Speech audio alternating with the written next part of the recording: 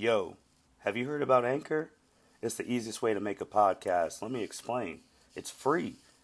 There's creation tools that allow you to record and edit your podcast right from your phone or computer. Anchor will distribute your podcast for you so it can be heard on Spotify, Apple Podcasts, and many more. You can make money from your podcast with no minimum listenership. It's everything you need to make a podcast in one place. Download the free Anchor app or go to anchor.fm to get started.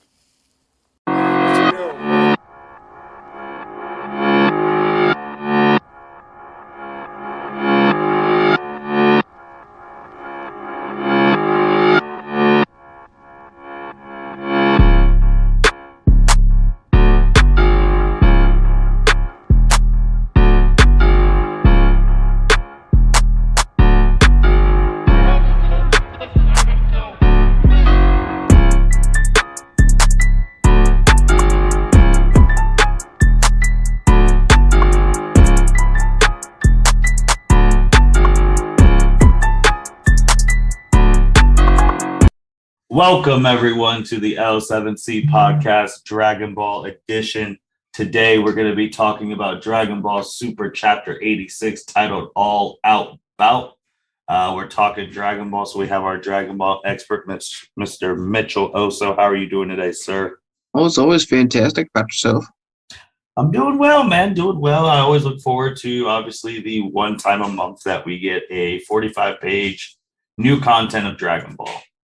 Well, get ready for next month. For all the listeners out there, we're going to do 2 episodes next month. One for chapter 87 whenever it comes out, and then also for the movie for Superhero it comes out next month as well. So we decided that we're going to dedicate an episode for each one of those for a discussion. So yeah, next month you get me twice, man. Yeah, and with Dragon Ball Super Hero, obviously we could have talked about it a long time ago when all the spoilers and stuff came out, but we wanted to see it with our own eyes and also wanted to hear the English dubbing if they're going to change some statements that were made that were pretty questionable from the premiere in Japan. And then we'll also say, while we're recording in the month of August is always a special month because with that'd be the 2-year anniversary of Mitch's first episode about Dragon Ball, which means it'd be the 2-year anniversary of the L7C next month as well. So we'll probably have Mitch talk a little bit about that as well. Yep, time flies, man. Time flies when we're having fun.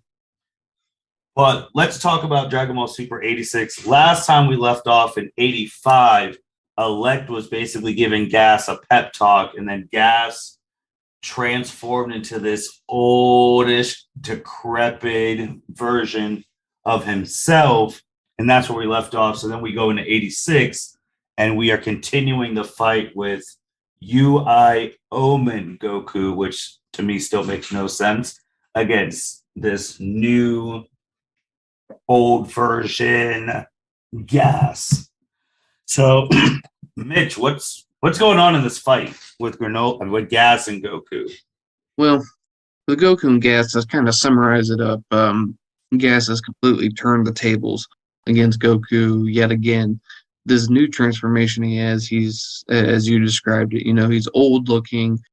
He's very powerful, more powerful than what he's been, assuming that, he's just depleting his life energy. But the chapter doesn't state that. It just kind of seems implied, especially if Gas's wish is, the same consequences as Granola's wish, whereas, his life is reduced down significant. But, I mean, it starts off with Gas gets a new power that we hadn't seen, and that's, Darth Vader's force choke. Mm-hmm. That's how I described it. He aims it right at Goku, and he is just choking the hell out of Goku. Goku teleports behind, and he's just trying to fight Gas any way he can. And Goku's just getting smacked around, and Gas is, claiming that he feels the best he's ever felt and whatnot. And then Goku gets smacked around, like I said, and we see that, Gas, Mackie, and Oil, they're all on the hilltop looking over And Mackie makes the comment that something's off about Gas. It just doesn't seem right. She's very uncomfortable with how this fight has turned. But on the flip side, Elec, oh, he's just all about what's going on right now. He's completely content. He's excited, and so is Gas. Gas just keeps using all these energy techniques. He's creating fists and feet, and he's just punching the heck out of Goku. And Goku is not. He's not able to fight back. He's not dodging anything. He's just taking a blunt of all of this. And Oil says that Gas looks ancient, and Elec remarks not to worry because his power is very much intact, and he's strong as than he has ever been before. But Goku makes a remark though that his body and his power are way out of sync, and that's just with that. And but we see Goku trying to get on the offensive, and he's charging towards Gas, and out of nowhere, right before they collide, an energy beam comes and it splits between them. And none other than Granola. Granola finally wakes up, and he has both of his eyes, so his eyes are not, destroyed or whatnot. I mean, you can clearly still see, but we see Granola. He has his eye patch on, and he's entered the fray now, and he dashes over to Goku and Gas. Elec is annoyed to see him, and we see Granola actually punches Goku in the face and sends him flying. And Elec believes that maybe Granola still has his grudge, and that if he kills the Saiyans, he says he'll let them, join their team again. And Gas is surprised and shocked. We see that Granola is now over by Goku, and they're just talking it out. He says to Goku, "Hey, while I was sleeping, I heard your dad's voice. Now I know what I know what I must do." And basically, Granola is going to charge up the largest attack that he's ever conjured up before, and Goku's going to be a distraction. Kind of very, very, very reminiscent of when Goku and Piccolo fought against Raditz, and that Goku fought off Raditz while Piccolo charged up the special beam cannon. Kind of synonymous in terms of story plot. And then, we see that as Granola is charging up, Goku, still in his Omen form, charges at Gas. He's able to get some dodges in and some kicks of his own, and Gas just, he fights back and knocks Goku down on the ground. But Gas has some damage to himself in his abdomen. But again, Goku's knocked down for a moment. He looks over at Granola charging, and he's in absolute disbelief of how much energy Granola is conjuring up right now. So he throws a ki blast at him, and Goku uses his new technique where he can project a force field around people that we've seen in the previous chapter. So he has his force field around Granola, so Granola doesn't get any damage from that ki blast from Gas. Gas gets all kinds of pissed off at that, and turns his attention over to Goku and just sends like a bazillion ki blasts right towards Goku. Again, Goku's on the ground, hurting from that last time, and he's still in his Omen form.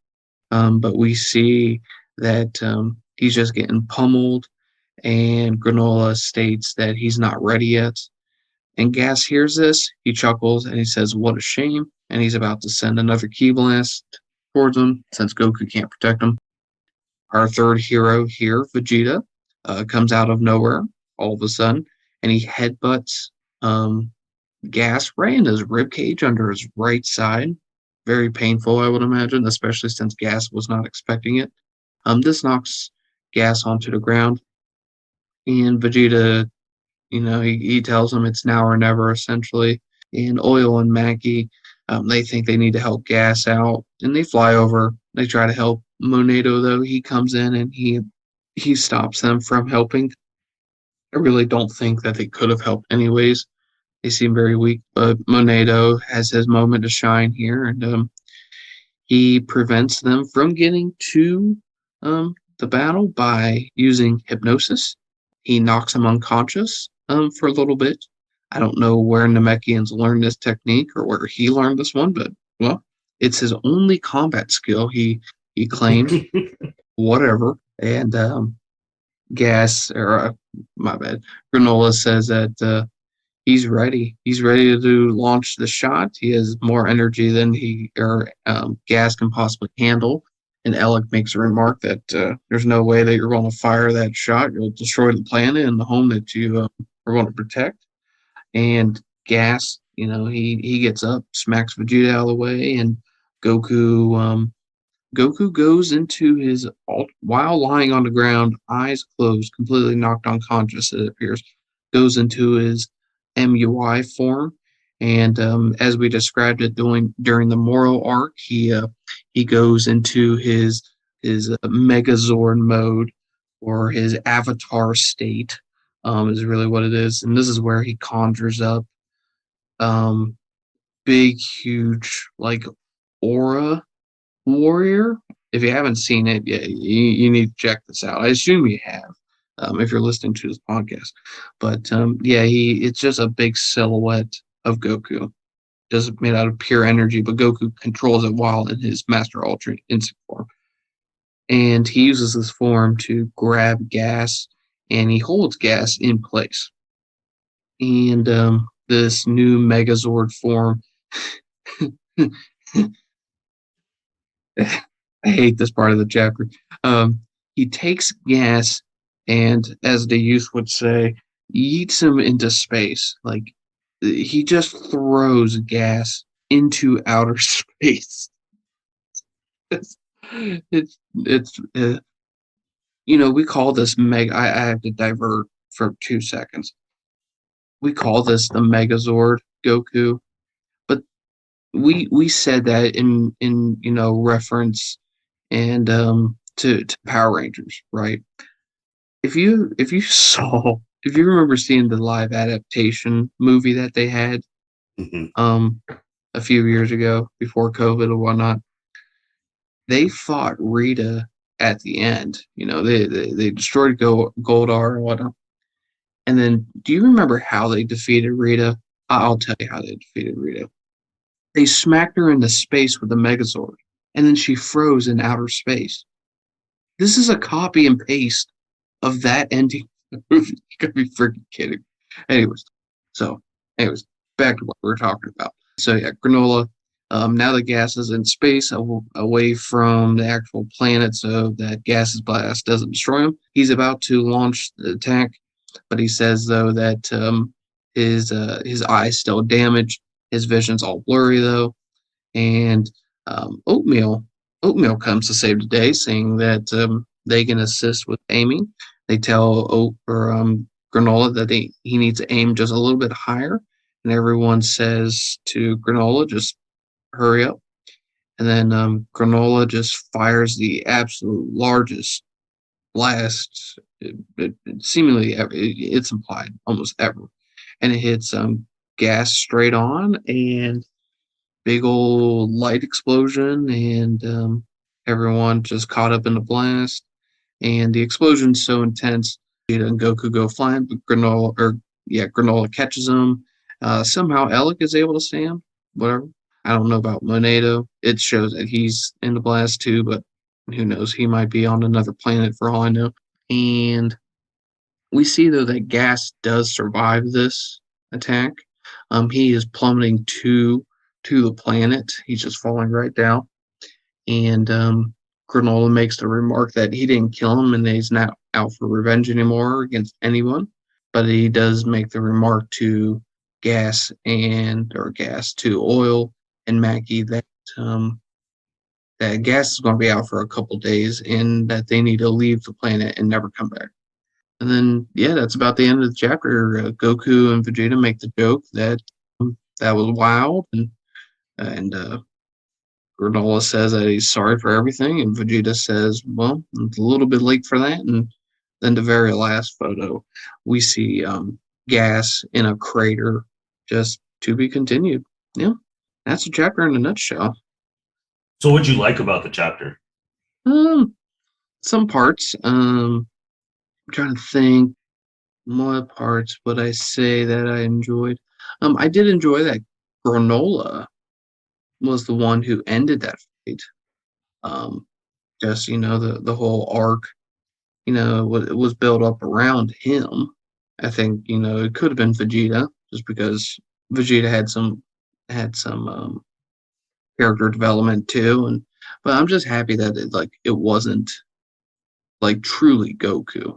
Goku had helped. I don't mind, the main character of this entire series, like assisting and doing what he needs to. But this was strictly Granola's attack knocked out Gas. And I assume Gas is done for this entire arc. Like, I think Elec is up next with whatever Elec's got going on, unless he's just about to bail and run away and fight another day. But yeah, I did. I enjoyed that. It was a different taste. And like what you said though, it kind of pays like homage to like what Piccolo did back in Dragon Ball. So it was that I enjoyed. Did you have something that you liked? Similar stuff. I mean, I liked how they all Granola, Vegeta, Monedo came out of nowhere to help, which I don't know if I They all liked. contributed. Yeah, they all contributed, which also kind of goes into my plot hole don't like because Granola, we said last month that he was going to show up. So, but it was just, I felt like he had a lot more power than someone who was like literally on death's door for the past couple of episodes. But that was fine. But no, it was cool. I kind of actually liked Mackie and Oil trying to get involved because they realized they're like, oh shoot, we might actually lose if we don't come out and help Gas because now it's 4 against 1. So I like them sensing urgency coming out to try and help. Yeah, yeah, I agree with that one. Because it really just has been the Gas show and a little bit of Elec, even though like there needs to be more Elec. So, but we'll see more of Elec. I assume. I didn't care that Monedo was the one that stopped the blow, like in a random ass hypnosis technique. Wherever you learned that, okay, whatever. Yeah, that was literally random because he's been almost what a year, 2 years or something, a year and a half, and now we have hypnosis like literally when we need it. Like that's a little plot holy.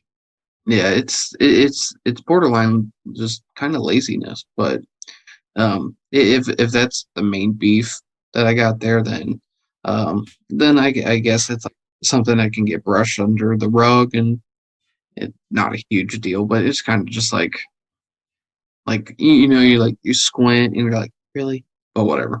Um, I kind of enjoyed Goku getting stomped again by Gas. My issue though, and again, this might just be these chapters only come out once a month or whatnot. But like last month, we just had like at the end, I think it was what the back half of the chapter of 85. That was when Goku turned the tables against Gat by using Omen. Again, Yes. we don't really understand truly. Like it doesn't make. No, I don't want to say we don't understand. It just doesn't make sense why Omen is stronger than MUI whenever Goku is trying to harness his emotions. Mhm. Because all of MUI is like about ignoring your emotions. I don't know. Anyways, but regardless, so we got half a chapter ish of Omen working Gas, and now we're right back to okay. This is what I'll say. I feel like there could have been a little more filler per se. Now I assume in the anime they'll do that. We'll see more fight scenes obviously when this ever happens, occurs or whatnot. But it just kind of seems rushed. But I am trying to improve on myself and how I interpret these things because this is a manga versus like an anime, which they can take the same amount of panels that we read here and stretch it out a lot further. So Is there anything you didn't like? Plot holes?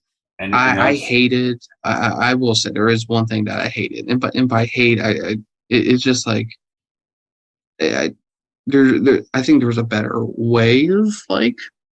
I think you could have got more symbolic, but other than I didn't like the Megazord throwing gas into space. Like, I mean, literally, he picks him up on page 32, holds him in two hands, and then the next one, the Megazord looks up into space, cocks back his arm, and throws the main antagonist like he was like a baseball, like Kobe, like just whatever. Like, did we really need to make it look like this? Like, all he had to do was just hold gas in his hands, and then just put him above his head, right? And then Granola could have blasted gas with that beam. And if we can see Vegeta do a final flash against Cell and save the planet by diverting, you know, the blast upward, then we can see Granola do the same thing. And heck, I would argue that gas is at a higher elevation if the Megazord was to hold him up so that that blast would not have hit the planet. But like, like if that's how it happened and Granola was the blast gas, he'd hit him with that blast, that Megazord Ultra Instinct mode, that would get hit too. But then like, Goku's on the ground way below this. So like that blast would have missed Goku and Goku would have survived. And then, that fits into, we were talking about, or the title of this arc was, the Granola, the Survivor arc. This is the Survivor arc. So this is all about people surviving, right? So like, you could have, they could have been like, oh, where's Goku? Where did you kill him, Granola? Did you get your revenge on two people? Whatever. And then Goku comes out the dust. He's fine. He's healed. Whatever. But yeah, it's just like that's just my take on how that scene should have been. But like other than that, I mean, I don't mind the chapter. I think the chapter is kind of pretty good. I was just nitpicking per se. Yeah, with the like Avatar, Mastered Ultra Instinct thing. It was just weird because he was literally on the ground, like eyes closed, and then Alex talked about, oh, you won't shoot that, it'll destroy the planet. Then he just wakes up in MUI and goes into that. So when I saw that, I was just like, huh, that's okay. Well, that is different. Well, I'll counter it and say in the anime that already happened, and I just thought of this. So when we were doing our preliminary talks prior, I didn't think of this. This is like when in the Tournament of Power in anime, Goku uses the Spirit Bomb, Jiren pushes it back, blah blah blah. Goku's borderline dead, knocked out because of the Spirit Bomb, and then all of a sudden he just pops up and he's an Omen.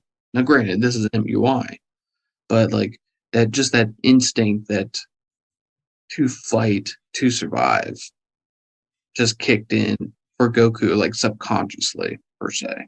But it is borderline an Avatar state. Oh yeah, and because I mean he's knocked unconscious, and this is like when this is just like Aang went into the Avatar state in the Legend of Korra and that flashback. Whenever what was the Bloodbender's name? Macomb. I think so. Not like that. This is that, and then he has this big Megazord form. Avatar ripoff. I'm kind of wondering to see if if this continues to be a thing, it continues to be huge, and also the way he was grabbing him. Is this going to be the Dragon Ball Super's version of Great Ape? So that once Vegeta masters Ultra Ego, he's going to get his own version. Maybe it's weird. I think I did say that I just wasn't into this giant silhouette of Goku, like during the Moro arc. Yeah, it was just kind of out of nowhere and it was weird. Yeah. Oh, I agree. It was out of nowhere. It was out of nowhere. So now with gas on the ground, it's looking closer and closer that you're going to be right that this arc will actually end relatively soon. Like, what are you predicting for 87, which, like you said, will come out next month? So I think I remember my, over under that I had stated was like the over under was October, Mm-hmm. right? I think that was the question I had. Will this arc go to October? And um, what stinks now is that what is in my opinion, gas is done. There is no more gas in this arc, like in terms of like the main fighting force. Like Mm-hmm. from here on out, it is one of two things. Like Elec is getting out of Dodge to fight another day because he is, as he has stated, is all about being smarter than your enemy, right? And planning things. So then information is key. I don't think we do, unless we just haven't put together any pieces. We still don't know what Alec was doing after he made that wish. He handled business before, whatever. Um, so it's like either Alec is going to leave this planet and come back, and then this arc is essentially over, and the new one's going to start. So then, okay, then it's before October. But if they're going to fight Alec, then and Alec's going to have some sort of plan. You at least have to get 2 chapters out of that. 3 chapters, 3 chapters. That'll put us in October, and if it's any more than that, then yeah, this is going all the way to 23, the beginning of 23, and Yeah, maybe we'll have me back. But I agree because I'm still stuck on the page a couple chapters ago, like where Elec said, when it comes to business, there's the hand you show and the hand you don't. He showed gas, so what's he not showing? correct. Like, because that's what I'm stuck on. Like, that's why I'm like, this is not over. That's great that you reference that because that was a flashback, and whenever you show things in the flashback, that sets up for what's to come or what's in the future. So yeah, good call out. Good call out. I didn't think about that.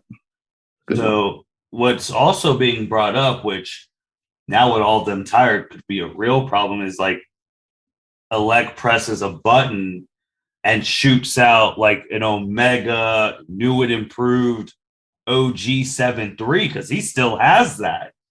I don't think 7-3 will get brought back. It, actually,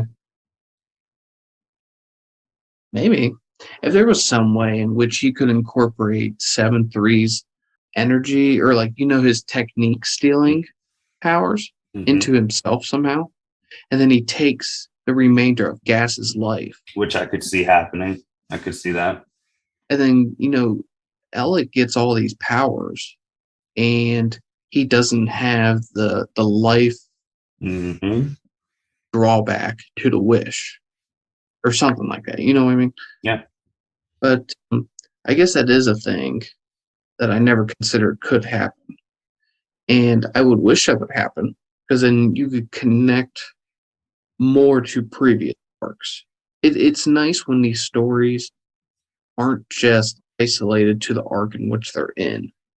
When you can bring back other villains, other characters, incorporate them into the current story, it just makes the universe way more connected. Like if Frieza showed up, yeah, whether that would be great. It would be great. Like if I don't understand why Frieza hasn't shown up. I mean, in the Moro arc, okay, he was in the Broly movie, cool, whatever, and he was in the Tournament of Power beforehand. So maybe we just needed a Frieza break. But it's like you can't use Frieza to advance the plot of these arcs and him not show up. In Moro, like in the Moro arc, it was a Frieza Force henchman in the Galactic Prison that got Moro out. Moro went around the universe And in the manga, we did not get, Frieza to actually show or meet Moro at all. And now, granted, they did a little. I don't know if it was canon, but they did a little tiny, very tiny, like 2-page manga thing or whatever it was, and like why Frieza wasn't around during Moro, whatever. But then this one, Heaters are a rival organization to Frieza, and this just had history written all over it. Frieza's mentioned a million times, but he's not in it. So it's like, that's where I'm like, I wish there was a little more connectivity to what has been in the past. But if they can do that with 7-3 and somehow get Elec up to par with where Gas is because of 7-3, or maybe just 7-3 is going to be the villain and somehow Elec can control him with, I don't know, mind powers. Because who knows? Everybody gets a new power every 5 seconds. Yeah, because I really just, because that panel of Elect, he has something planned. I don't know if it's with OG 7-3. I don't know if it was when he was in that research place. What was it when he was learning about like the Dragon Balls and all of that stuff? If he learned something, like I just feel like he has something left because he's not going out like that. And like you said with Frieza, I mean, I've given up on Frieza because he was the connecting point for all of these people. Elec wanted to take over Frieza's business. Granola wanted to kill Frieza. That's the reason he made the stupid wish before even knowing about the sands. Like, it was to kill Frieza because they're like, oh, yeah, you're not strong enough to take out Frieza yet. You can't even beat Baby Gas. So you make this wish, and now you can go take out Frieza. Like, all these things was supposed to be about Frieza.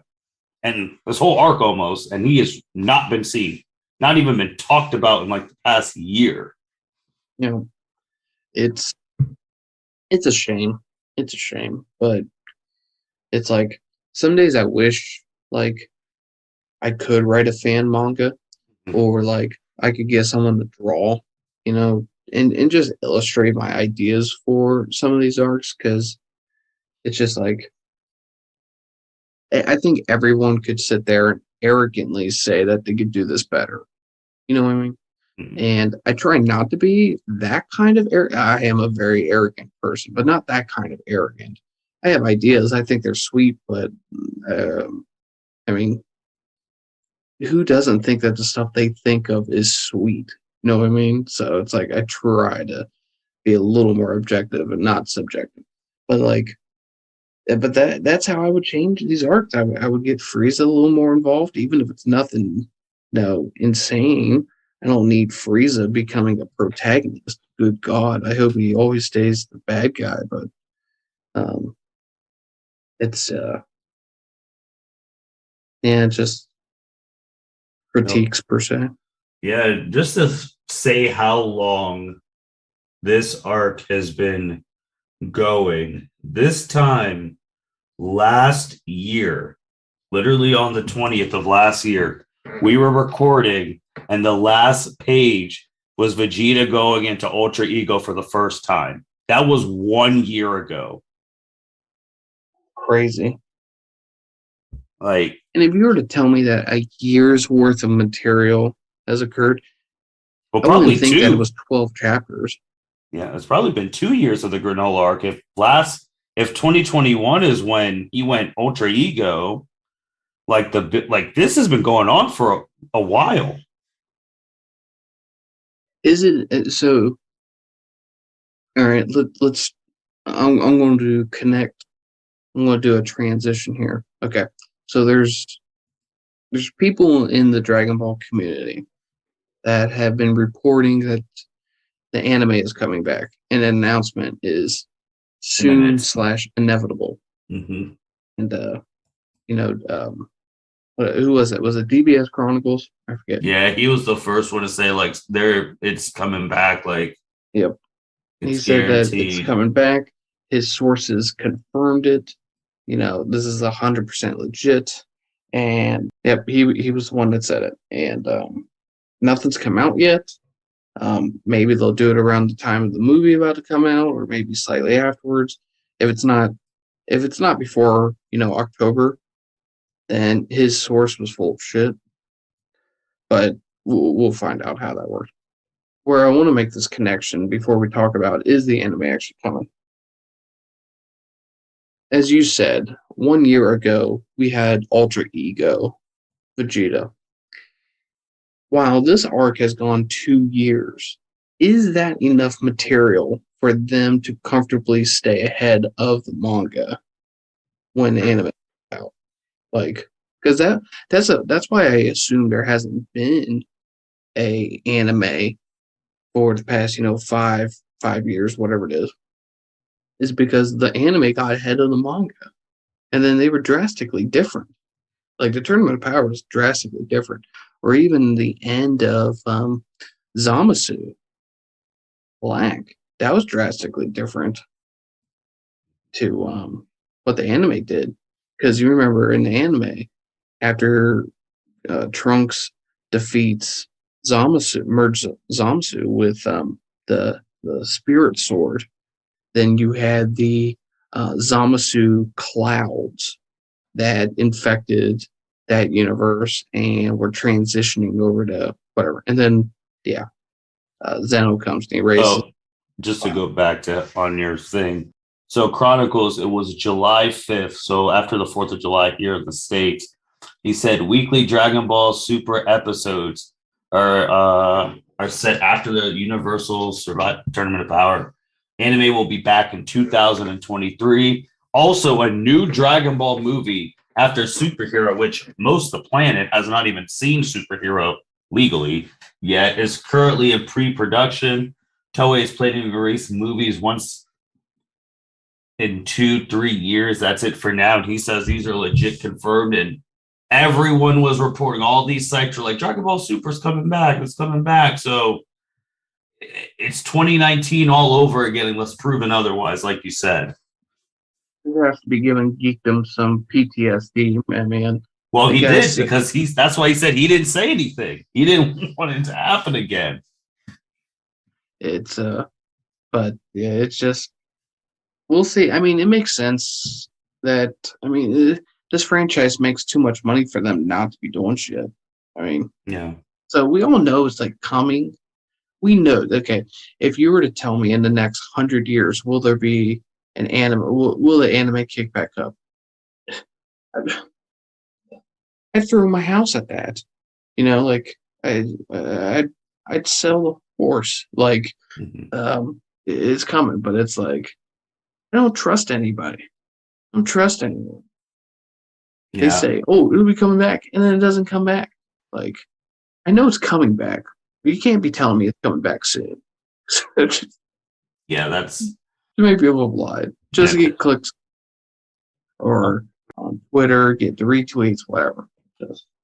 Yeah, I agree, man, because like this ended in March 2018. It was only 131 episodes. Obviously, we got Super Broly after it.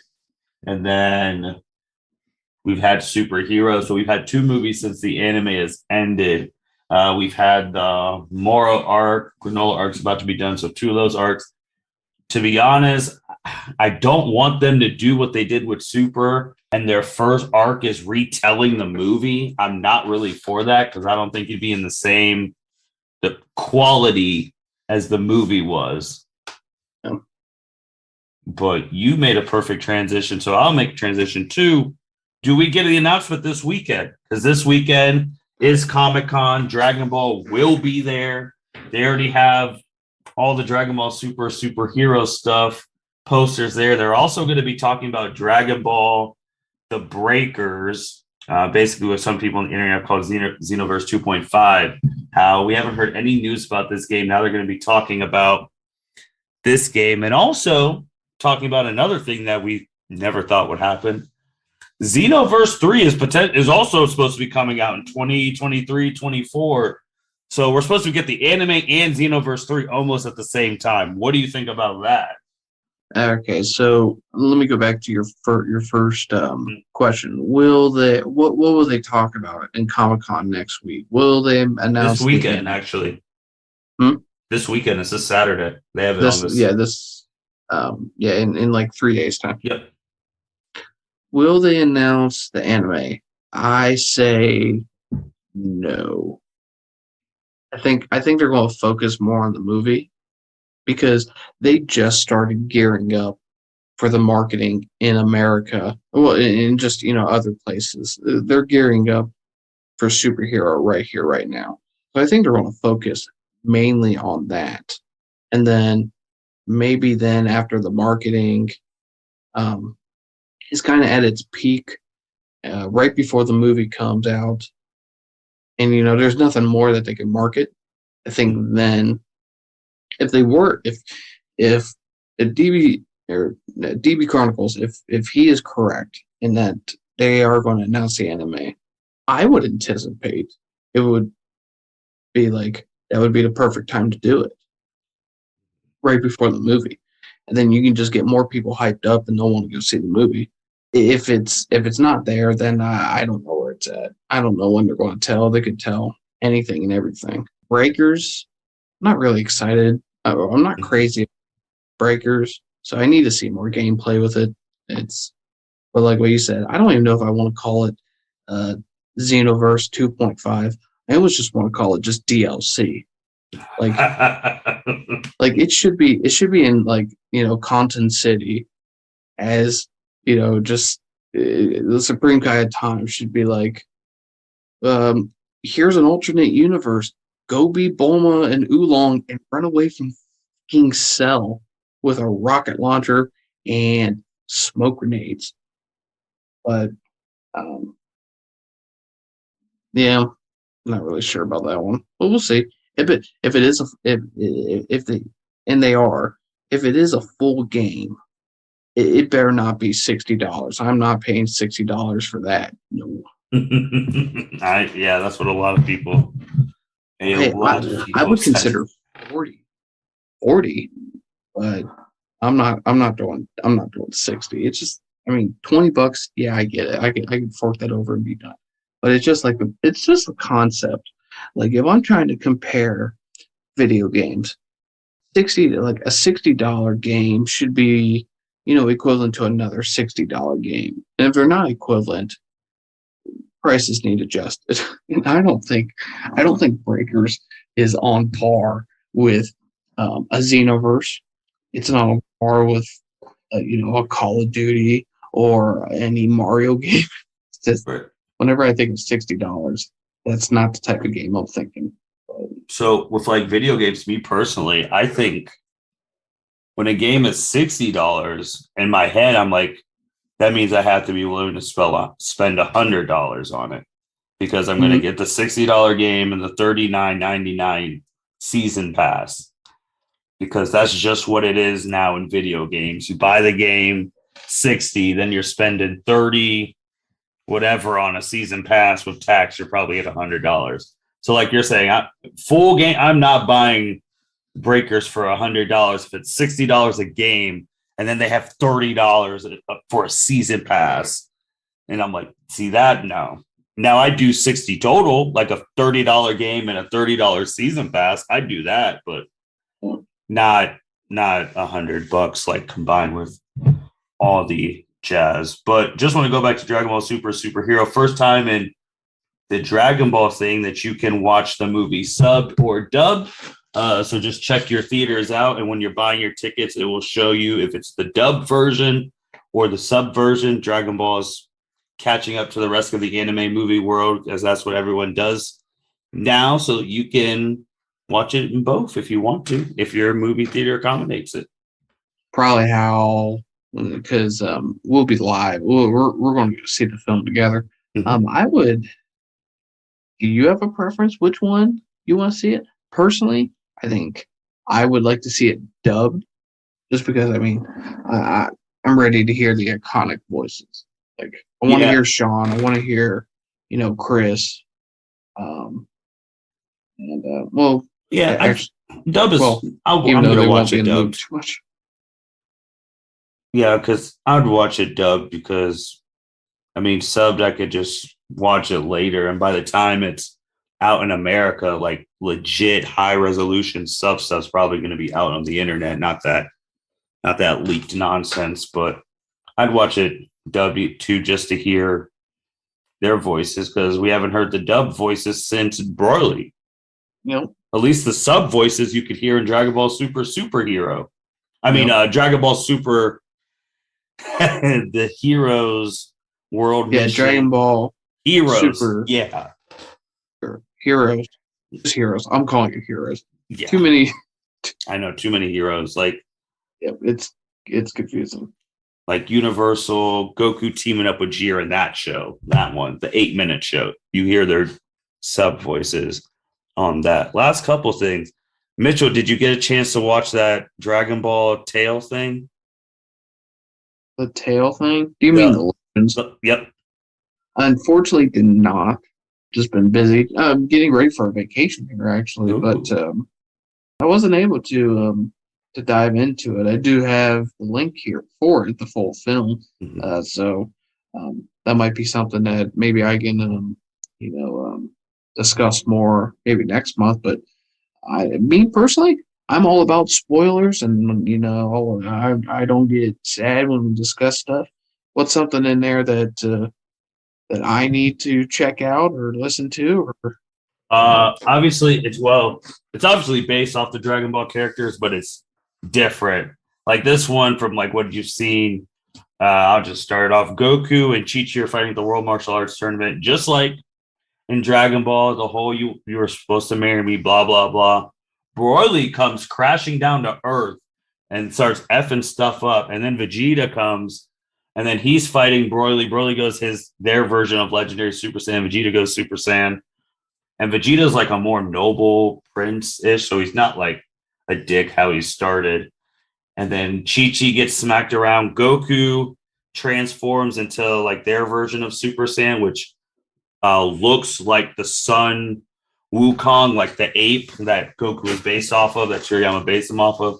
Goku, Vegeta team up, blast Broly into space, and then it's only 11 minutes too. And then Vegeta's telling Goku, calling him Kakarot. Goku's like, don't call me that. Vegeta's like, it's your birthright. You need to prepare because Goku's transformation isn't like fully honed yet because it was the first time doing it. Vegeta's like, we've got to prepare for war. And it ends with Broly in space, still alive, saying Kakarot and Vegeta. And that's really how he ends. Very good animation. There's a whole bunch of callbacks to the Dragon Ball anime that is also in that second video that I shared. It like has all the different callbacks.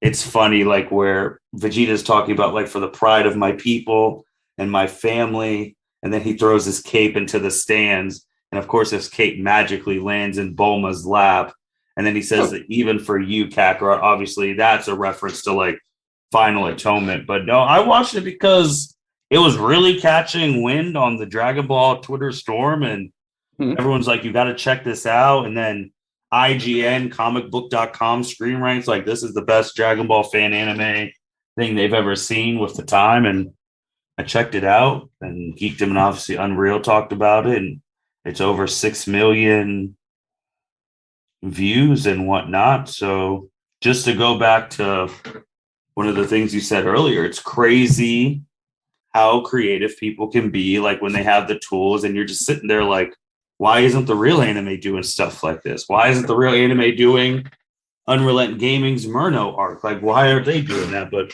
it's a really good watch. 11 minutes, so it's not long at all. That's a good like lunch break watch, or you take a break from work, or you just laying in bed. I'll probably have to watch that this evening then. And then the creator talks at the end, and like this 11 minutes with the animation, the voices, all it took 4 years. So just shows the hard work on that. The only thing else is what another anime Twitter thing where someone was saying one of Luffy's, the main character of One Piece, his move, I think it was Red Rocket, was more Red Rock. Yeah, Red Rock. Gum Red Rock. Yes. Is more iconic than the Kamehameha, and people didn't know if he was trolling or not, if he was serious, but he got took into the woodshed, not just by Dragon Ball fans, but by a whole bunch of anime fans. And again, this made comic books, news, and IGN and all of that jazz. And Luffy, I mean, first when I've talked to like my One Piece like diehards, they're like, that's not even his most iconic move. But even they're like, So yeah. like so my and I'm trying. I'm going to be professional whenever I say this. Mhm. I don't watch One Piece. I don't watch too much like other anime. Dragon Ball is like I am very I am the mainest of mainstream as you can get. And by that I mean it's basically Dragon Ball and I haven't dedicated my time to anything else. So don't call me like and no one can sit there and say that I'm an anime expert. I am familiar with other animes, but Dragon Ball is the only one in which I'm truly comfortable with talking about. Now that being said, I do know that One Piece is a an influential anime, especially in this time. It's popular. Um, I don't like One Piece has not gravitated or like it hasn't reached, and if it hasn't reached me, then I'm just not 100% sure if it's reached all the corners of the planet to people I, who are not into anime. But Dragon Ball has, you know, Dragon Ball broke anime into America is kind of how I view it and whatnot.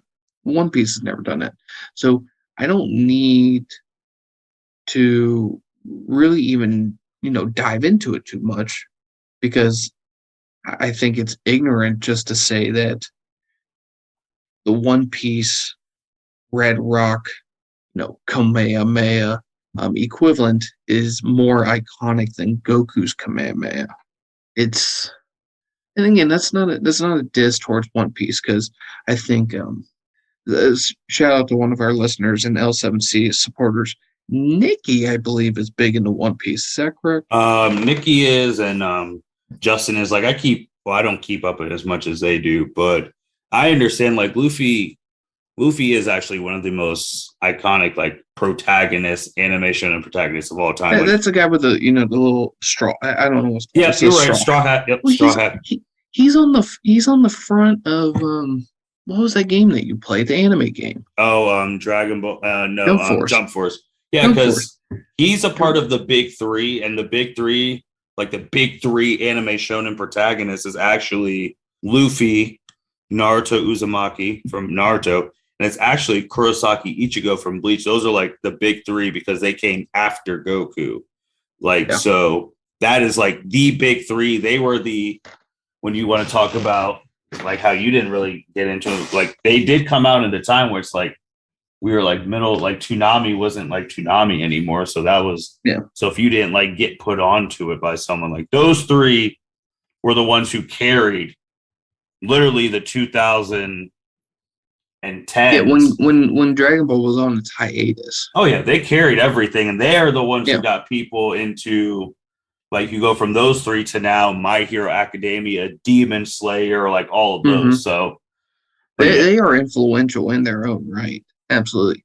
Dragon Ball was the first, but just because you're first doesn't necessarily mean that you're not as influential. Yeah. I mean, someone has to get their foot in the door, but somebody has to keep the shop open. So the argument was dumb because like the one person summed it up in a real simple thing. And I will go back to your thing because you like said Dragon Ball opened the door for the West. I will also say Dragon Ball, Sailor Moon, like you got to throw that in there for like Gundam, Digimon, like Yu-Gi-Oh, all that stuff. But but they were carrying all this stuff.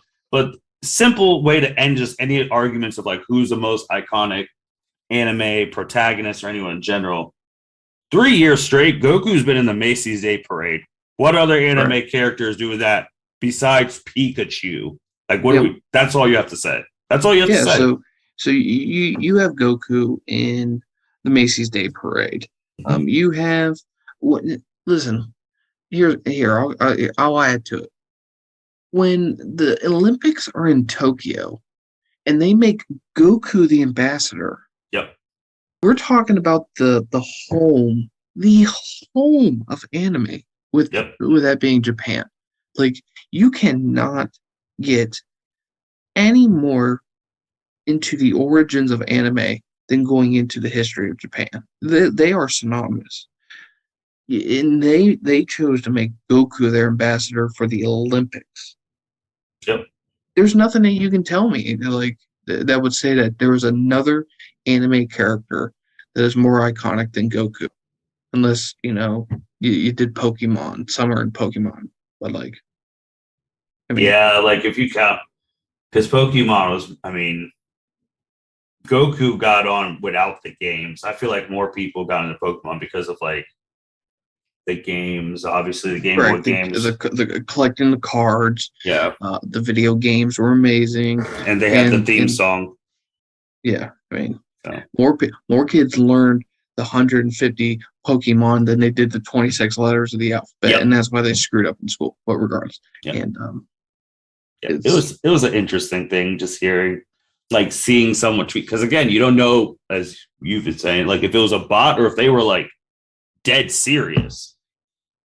Because then when the line where they're like, and it surpassed Goku's legacy, that was just like, okay, that's a little like, again, the Macy's Day Parade thing. But my thing was like, because we don't know that guy. I mean, his Twitter is all over the planet now. Did he only watch Super?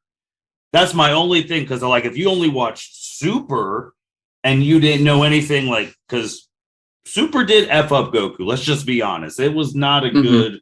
So if like you only watched that, but didn't watch Z or didn't watch Dragon Ball or don't know Dragon Ball at all, like the history, then I could be like, I can give you a little pass, but then I'm going to call it ignorant because you're basing it off of Super, as in like Super, where Goku tells Vegeta he doesn't know what a kiss is, while literally in Dragon Ball Z, he has kissed Chi-Chi multiple freaking times.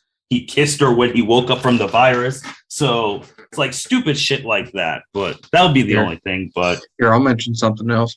Why I would believe Goku's more, even the Kamehameha is still even more iconic.